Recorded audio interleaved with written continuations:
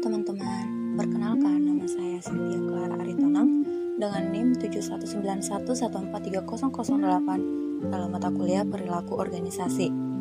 Pada video kali ini, saya akan membahas materi tentang konflik dan negosiasi. Adapun topik kajian yang pertama yang harus kita bahas adalah pengertian konflik. Konflik itu sendiri berasal dari kata lain yang artinya configere yang memiliki arti saling memukul. Nah, di sini saya mengambil pendapat ahli menurut Wibowo dan Mubaro yang mengatakan bahwa konflik adalah pertentangan atau ketidaksesuaian antara dua atau lebih anggota atau kelompok yang disebabkan karena kedua belah pihak harus membagi sumber daya atau karena adanya perbedaan status, nilai, kepentingan, dan tujuan. Beberapa faktor yang mendasari munculnya konflik antar pribadi dalam organisasi. Yang pertama, pemecahan masalah secara sederhana.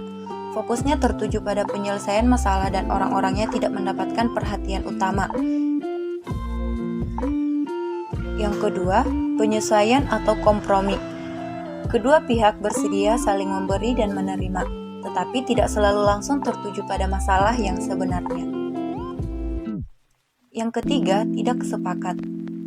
Tingkat konflik ini ditandai dengan pendapat yang diperdebatkan. Yang keempat, kalah atau menang. Ini adalah ketidaksepakatan yang disertai sikap bersaing yang amat kuat.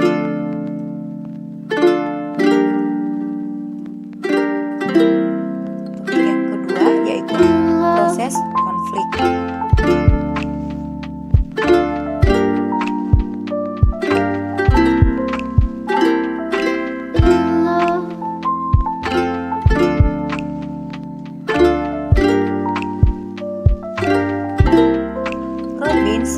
Mengatakan proses konflik atau konflik proses dapat dipahami sebagai sebuah proses yang terdiri atas 5 tahapan, yaitu yang pertama, pertentangan dan ketidakcocokan. Tahapan ini adalah adanya kondisi yang menciptakan munculnya konflik meskipun kondisi tersebut tidak mengarah langsung ke konflik atau memunculkan peluang terjadinya suatu konflik. Yang kedua, kognisi dan personalisasi. Tahapan ini yaitu tahapan di mana isu-isu konflik didefinisikan dan dicari jalan keluarnya sehingga konflik terselesaikan. Yang ketiga, intention atau maksud. Tahapan ini mulai memberikan tindakan atas konflik di mana konflik dapat menjadi bertambah parah dikarenakan adanya kesalahan maksud dari pihak lain. Yang keempat, perilaku. Dalam penyelesaian tahapan ini, diperlukan teknik-teknik untuk menyelesaikan konflik yang disebut dengan manajemen konflik. Dan yang kelima, hasil.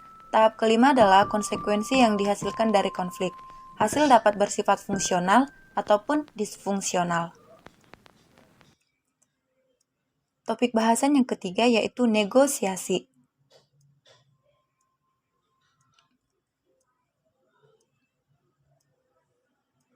Sophia mengartikan bahwa negosiasi atau perundingan merupakan suatu proses tawar-menawar antara pihak-pihak yang terlibat dalam konflik. Nah, dalam perundingan ini diharapkan ada kesepakatan nilai antara dua kelompok, yang maksudnya negosiasi merupakan suatu cara bagi dua atau lebih pihak yang berbeda kepentingan, baik berupa pendapat, pendirian, sehingga tercapai suatu kesepakatan atau kesepahaman tersebut. Lalu, bagaimanakah proses negosiasi itu? Robbins menjelaskan tahap-tahap negosiasi sebagai berikut. Yang pertama, persiapan dan perencanaan. Sebelum bernegosiasi, perlu mengetahui apa tujuan dari Anda bernegosiasi dan memprediksi rentangan hasil yang mungkin diperoleh. Yang kedua, penentuan aturan dasar. Begitu selesai melakukan perencanaan dan menyusun strategi, selanjutnya mulai menentukan aturan-aturan dan prosedur dasar dengan pihak lain untuk negosiasi itu sendiri. Yang ketiga, klarifikasi dan justifikasi. Ketika posisi awal sudah saling dipertukarkan, baik pihak pertama maupun kedua akan memaparkan, menguatkan, mengklarifikasi. Yang keempat, tawar-menawar dan penyelesaian masalah. Hakikat proses negosiasi terletak pada tindakan memberi dan menerima yang sesungguhnya dalam rangka mencari suatu kesepakatan. Dan yang kelima, penutupan dan implementasi. Tahap akhir dalam negosiasi adalah menformalkan kesepakatan yang telah dibuat serta menyusun prosedur yang diperlukan. Baiklah, sekian video yang bisa saya sampaikan. Semoga bermanfaat. Terima kasih.